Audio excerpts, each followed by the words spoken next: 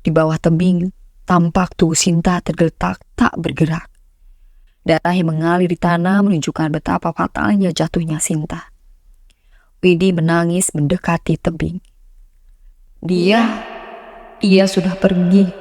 Tidak ada yang bisa kita lakukan sekarang.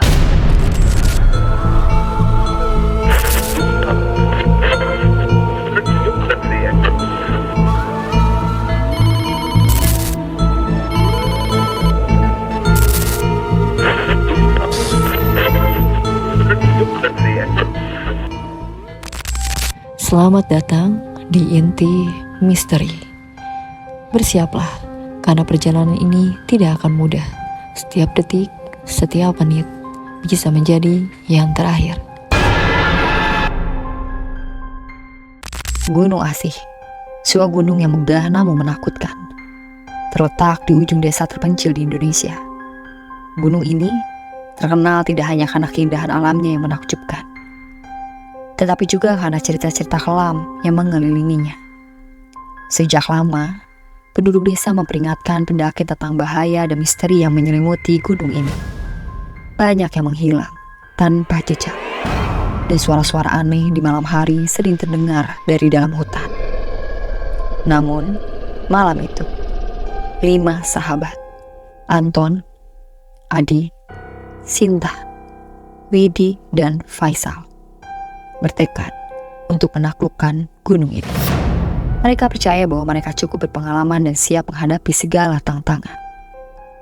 Malam itu, di bawah langit yang dipenuhi bintang, mereka mulai perjalanan mereka dari desa. Kabut tipis mulai turun saat mereka melangkah masuk ke dalam hutan lebat yang mengelilingi gunung. Dengan peralatan lengkap dan semangat yang tinggi, mereka memulai pendakian mereka. Anton sambil memeriksa perlengkapan. Semua siap. Kita harus memulai pendakian sekarang kalau ingin mencapai puncak sebelum matahari terbenam. Adi dengan semangat. Siap bro, aku sudah menunggu momen ini sejak lama. Ini akan menjadi pengalaman yang sangat luar biasa. Sinta menggenggam tangan Anton. Semoga semuanya berjalan dengan baik.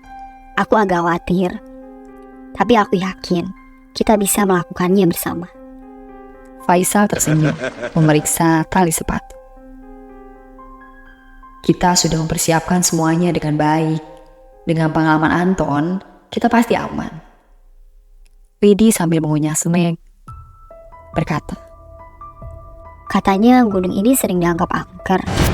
Banyak pendaki yang hilang di sini. Apakah kalian yakin? Anton tertawa kecil menepuk pundak Widi. Itu cuma cerita. Semua gunung punya cerita mistisnya sendiri. Kita jalani saja dan buktikan bahwa kita bisa. Dengan semangat yang tinggi, mereka mulai melangkah lebih dalam ke dalam hutan. Kabut yang semakin tebal mulai menyelimuti mereka, membuat setiap langkah terasa semakin berat. Pohon-pohon tinggi menjulang. Cabang-cabangnya membentuk pola-pola yang menakutkan di dalam kabut. Suara-suara malam yang biasanya ramai, tiba-tiba menjadi hening. Hanya terdengar desiran angin yang dingin dan gemerisik ranting. Jalur pendakian semakin menanjak, dan kabut semakin tebal. Hampir menutup pandangan mereka. Mereka hanya bisa melihat berapa meter ke depan, dan suasana di sekitar mereka terasa semakin menekan. Setiap suara yang tidak dikenal membuat mereka terlonjak. Sinta gemetar mendekat ke Anton.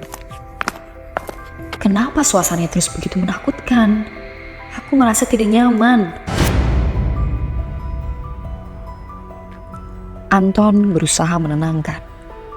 Ini biasa. Kabut sering turun di gunung. Kita hanya perlu terus maju. Adi memandang sekitar dengan cemas. Tapi rasanya aneh. Seperti ada sesuatu yang mengikuti kita. Widi memandang ke belakang. Iya, aku juga merasakannya. Ada suara langkah. Tapi setiap kali aku nengok, tidak ada siapa-siapa. Perasaan aneh ini semakin kuat saat mereka melanjutkan pendakian. Suara langkah yang mereka dengar semakin nyata. Setiap kali mereka berhenti, suara itu juga berhenti. Namun, saat mereka mulai bergerak lagi, suara itu ikut bergerak, seakan-akan mengikuti mereka. Ketegangan di antara mereka semakin terasa. Mereka akhirnya mencapai titik peristirahatan pertama mereka. Mereka berhenti sejenak untuk minum dan mengumpulkan tenaga.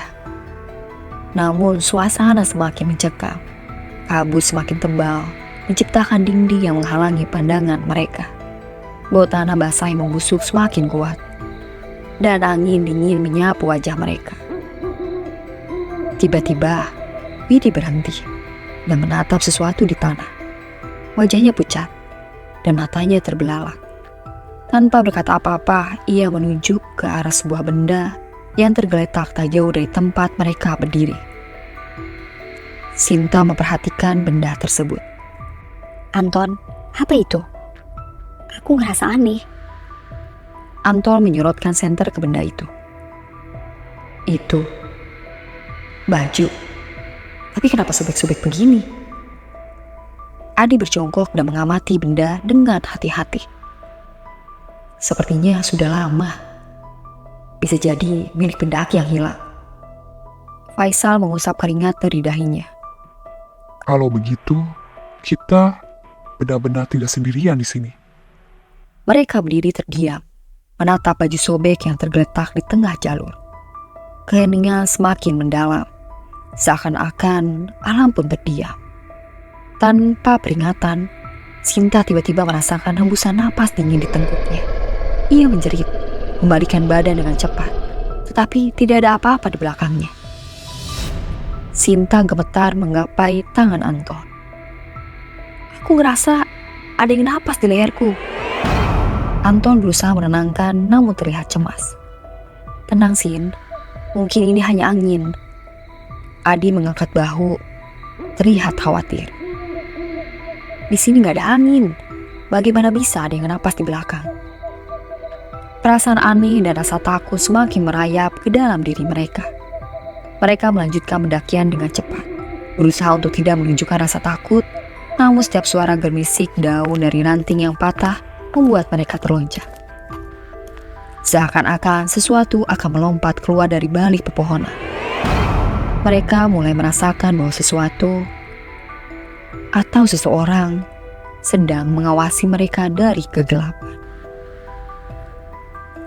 Saat mereka mencapai lereng yang lebih datar, mereka memutuskan untuk beristirahat sejenak. Mereka duduk di atas batu besar, berusaha untuk mengumpulkan tenaga dan menenangkan diri.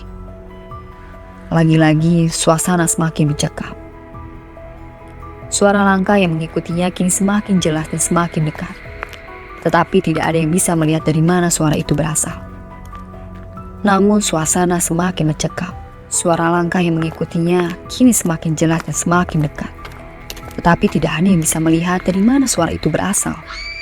Suara tawa pelan yang hampir tidak terdengar mulai memenuhi hutan, menambah ketegangan yang ada.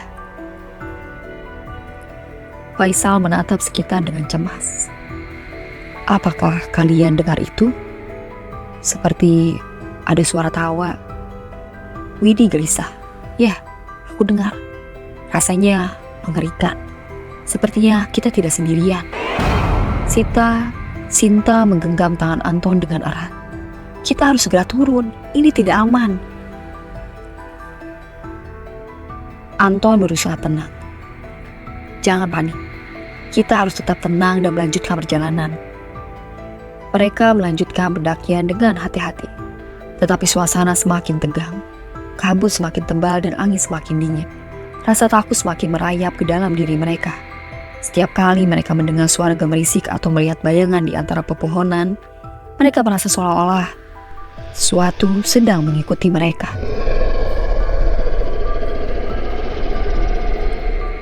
Tiba-tiba, Sinta menghilang.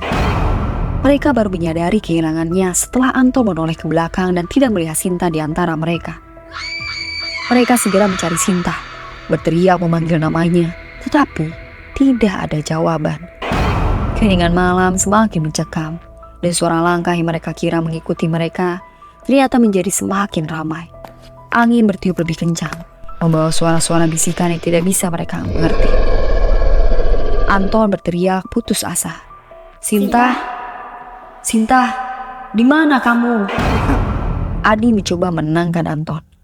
Tenang, mungkin dia hanya tersesat. Kita harus cari dia. Faisal mencengkram senter dengan ketakutan. Tapi ini tidak mungkin. Kita semua berjalan bersama. Dia tidak bisa tiba-tiba hilang. Panik merambat di antara mereka. Mereka menyebar memanggil nama Sinta. Tetapi tidak ada jawaban. Suara langkah yang mengikuti mereka semakin jelas dan semakin dekat. Namun tidak ada yang bisa melihat dari mana suara itu berasal. Suara tawa pelan yang hampir tidak terdengar semakin mengganggu. Akhirnya, mereka menemukan jejak kaki Sinta yang mengarah ke sebuah tebing yang curam. Mereka berdiri di tepi tebing. Mata mereka terbuka lebar karena terkejut. Di bawah tebing, tampak tubuh Sinta tergeletak tak bergerak. Darah yang mengalir di tanah menunjukkan betapa fatalnya jatuhnya Sinta. Widi menangis mendekati tebing. Dia sudah pergi. Tidak ada yang bisa kita lakukan sekarang. Anton sangat terpukul mengusap wajahnya. Ini semua salahku. Aku harusnya lebih hati-hati. Adi menatap ke bawah dengan rasa bersalah. Kita harus turun dan mengambil jasadnya. Ini semua terlalu mengerikan. Malam semakin larut dan kabut semakin pekat. Rasa ketakutan dan penyesalan mengisi hati mereka. Mereka memutuskan untuk turun dari gunung dan mencari bantuan. Namun, saat mereka berbalik, suara langkah yang mereka kira mengikuti mereka ternyata menjadi semakin ramai. Angin bertiup lebih kencang, membawa suara-suara bisikan yang tidak bisa mereka mengerti. Dalam perjalanan turun, suasana semakin mencekam. Mereka merasa seperti ada sesuatu yang mengikuti mereka, tapi setiap kali mereka berhenti dan menoleh, tidak ada apa-apa. Keberanian mereka semakin menipis, dan rasa takut semakin mendalam. Faisal berbicara sambil berlari. Rasa takut ini tidak tertahan lagi.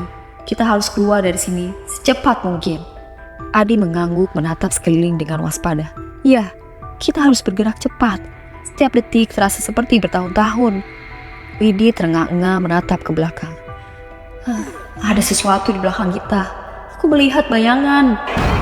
Ketegangan mencapai puncaknya saat mereka berlari menuruni gunung. Mereka merasa seperti ada sesuatu yang mengejar mereka. Tetapi, ketika mereka menoleh, tidak ada apa-apa. Hutan semakin gelap dan kabut semakin tebal. Setiap langkah mereka terasa semakin berat. Mereka merasa seperti terjebak dalam mimpi buruk yang tak berujung. Saat mereka akhirnya mencapai kaki gunung, mereka merasa lega. Namun, hanya Anton yang berhasil selamat. Adi, Sinta, Widi, dan Faisal semua hilang di tengah perjalanan. Anton hidup dengan rasa bersalah yang mendalam. Mengetahui bahwa cerita-cerita lama tentang gunung ini ternyata tidak hanya mitos belaka. Di desa, berita tentang kehilangan pendaki cepat menyebar. Penduduk desa menceritakan kisah-kisah lama tentang Gunung Asi dan peringatan yang seharusnya mereka ikuti. Setiap kali kabut turun dan angin dingin berhembus, penduduk desa mengingat kembali kisah kelam pendakian itu. Gunung ini tetap menjadi tempat yang penuh misteri dan kisah-kisah tragis yang tidak akan pernah sepenuhnya terpecahkan. Anton tetap tinggal di desa itu, menghabiskan hari-harinya dengan rasa bersalah dan penyesalan. Ia sering pergi ke kaki gunung, berdiri di sana sambil memandang ke arah yang tidak pernah bisa ia jangkau lagi. Gunung Asi tetap menjadi peringatan bagi semua pendaki yang ingin menaklukkan tantangan besar. Bahwa ada tempat-tempat di dunia ini yang lebih baik tidak dijelajahi dan dibiarkan tetap sebagai misteri. Penduduk desa percaya bahwa Gunung Asi memiliki kekuatan supranatural yang tidak bisa dipahami. Mereka mengatakan bahwa kabut tebal yang menyelimuti gunung adalah hasil dari kekuatan yang menahan jiwa-jiwa yang hilang. Meskipun banyak pendaki mencoba untuk menaklukkan gunung ini, tidak banyak yang berhasil dan kembali dengan selamat. Cerita tentang pendakian kelima sahabat itu menjadi legenda di desa, sebagai peringatan bagi mereka yang berniat untuk menjelajahi gunung yang penuh misteri ini. Kisah ini berfungsi sebagai pengingat bahwa ada tempat-tempat di dunia ini yang harus dihormati dan tidak dijelajahi tanpa pemahaman yang mendalam. Setiap kali kabut turun dari kaki gunung, orang-orang desa mengingat kembali kisah tragis itu dan berdoa agar jiwa-jiwa yang hilang akhirnya menemukan kedamaian. Gunung Asih tetap menjadi simbol kekuatan dan misteri alam yang menakutkan. Sebuah tempat di mana batas antara dunia nyata dan dunia supranatural menjadi kabur. Dan di mana kisah-kisah horor tidak pernah benar-benar berakhir. Sekian cerita untuk hari ini, sampai jumpa di cerita selanjutnya.